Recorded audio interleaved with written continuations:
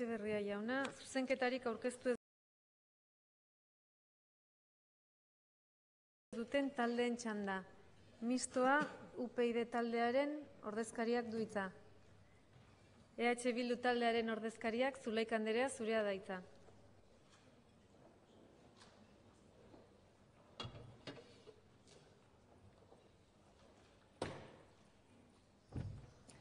Presidente Andrea, eskerrik asko, sailburua, legebiltzarkideok, arratsalde on denoi.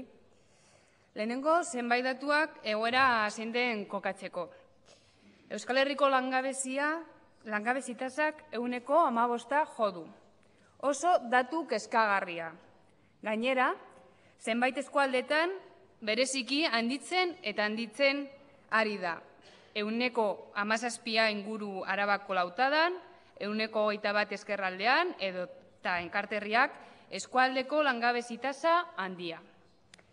Gazteriak latz sufritzen du langabezia, 35%. Eta aktibitate tasa begiratzen badugu, emakumeen eta gizonen artean dagoen diferentzia kezkagarria da.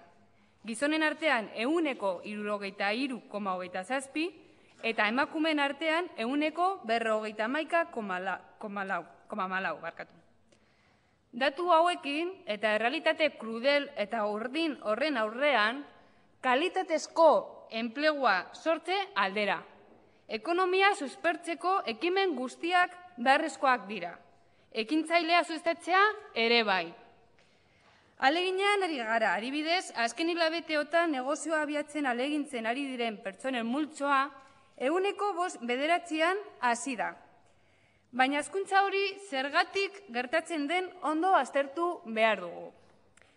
Hazkuntza hori, kasu askotan, egoera larrian dauden pertsonekin gertatzen da. Langabezia saria amaitzen zaienean, epe motzera besterik aurkitu ezean, autoenplegura jotzen dute prekarietateari ihes egin nahian. Familia askotan, gehietan gure ustez, bat ere diru sarrerarik daude, oso egoera larrian. Larritasun horrek, hain zuzen ere, negozio berriak antolatzera bultzatzen du jendea. Tamalez, horrela abiatutako enpresa jarduera gehienek porrot egiten dute hasi eta denbora gutxira. Eta zergatik hau, proiektu bideragabeak direlako. Baina hau ez da okerrena. Okerrago dena, familiak metatutako ondasun apurrak galtzen ditu eta zorpetzen da. Hori guztia, enpresa bat antolatzeko sortea izan dutelako diru laguntza edo finantza erakunderen batek diru apur bat mailegatu dielako. Mingarria da. Okastagarria gure aburuz. Egoera larrian dauden familiak nola erortzen diren lukurreruren atzaparretan. Nola baliatzen diren familia horien zaurgarritasuna maileguen maldintza onartezinak inposatzeko eta negozioaren porrotaren ondoren desjabetzera eta bizitza osorako zorpetzera kondenatzen duten. Lotsagarria. Sí, también se están dando desahucios en lonjas hipotecadas para el desarrollo del inicio de una actividad empresarial. Si bien es cierto que no se puede generalizar y que no todo el emprendizaje de este país se ha generado por personas con este perfil, no, y que incluso algunas de esas iniciativas que se han llevado a cabo por estas personas también pueden tener ciertos visos de continuidad y de viabilidad, por supuesto, no podemos confundir el fomento e impulso a la actividad emprendedora con querer fomentar el autoempleo hacia aquellas personas que se encuentran en situaciones desesperadas. Por otra parte, debemos hablar también de cultura emprendedora y de crear esta cultura desde la educación. La mayor parte de la juventud vasca, al finalizar sus estudios, la mayoría, el 80%, no contempla el autoempleo como una salida profesional. Si entendemos que el emprendimiento es necesario, sobre todo en algunos sectores en concreto, ya no solamente como vía de generación de empleo, sino que también por la necesidad de innovación en tecnología industrial, para revitalizar nuestro tejido industrial, ya que contamos con un sector industrial de un nivel tecnológico medio-bajo, será necesario también generar ciertas aptitudes, actitudes y habilidades emprendedoras en las personas desde los centros educativos para que en cualquiera de los casos las personas se sientan libres y capacitadas para optar por todas las vías de empleabilidad con garantías. Benetako ekintzailetza ikastetxeetatik bilatu eta bultzatu behar da. Sortzaileen eta batez ere gazteen ekintzailetza. Hezkuntza zentroetan bilatu behar ditugu pertsona ekintzaileak. Bilatu, prestatu eta lagundu euren ideiak eta proiektuak gauzatzen. Tamalez, gure hezkuntza zentroetan ez dago ekintzailetarako joera handirik. Euskal Herria Bilduk ekintzailetza defendatzen du sortzaileen eta bereziki gazteen ideia eta proiektu berriak garatzeko prozedura moduan.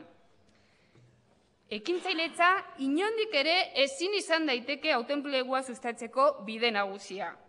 Egoera larrian dauden pertsonentzat ekintzailetza ez da irtenbidea. Errepikatzea bada ere badakit, ekintzailetza ekintzaileentzat izan behar da. Hau da, ideia edo proiektu bideragarria daukaten horientzat. Arlo honek berariazko plana behar du, noski, erakundeen arteko eta urte anitzeko plana, noski, baina plan horrek ondo zedarritu behar ditu zedea eta helburuak zeintzuk diren. Berriro diogu, ekintzailetza ez da eta ezin daiteke jo langabeziaren soluzioa. Berrikuntzaren bitartez aukera berriak sortzeko lanabesa da eta honen bitartez lanpostu berriak sortzea. Ganbara honetan defendatu den eredu neoliberalaren aurka gaude. Bazterketa sozialean edo esklusioaren mugan dauden pertsonentzat oroar, ekintzailetza aukera baino gehiago arriskua da kasu gehienetan. Horrelako kasuetan, administrazioak ahalbidetu behar ditu bitarteak eta laguntzak pertsona horiek bazterkeriatik ateratzeko. Hori batez ere. Desde EH Bildu entendemos que es necesario otro modelo de desarrollo, ajustado a las necesidades reales de Euskal Herria, combinando la actuación de las empresas públicas y semipúblicas, cooperativas y especialmente pymes, junto con la economía social y solidaria. Al margen de la titularidad de las empresas, deben ser responsables económica, social y medioambientalmente para garantizar así la sostenibilidad. Entendemos que si buscamos que el plan de apoyo a la actividad emprendedora se ajuste a la realidad socioeconómica, deberán participar en el desarrollo del mismo, además de la administración pública, otros actores sociales, los sindicatos, las agencias de desarrollo, las instituciones educativas, empezando por la universidad, centros de formación profesional, etc. Son imprescindibles los actores sociales en este plan.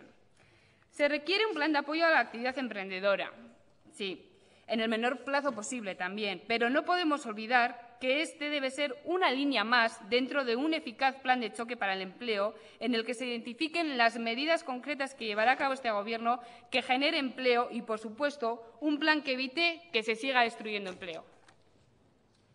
Eskerrik asko, Zulaika Anderea. Erantzunen txanda, Euskal Talde Popular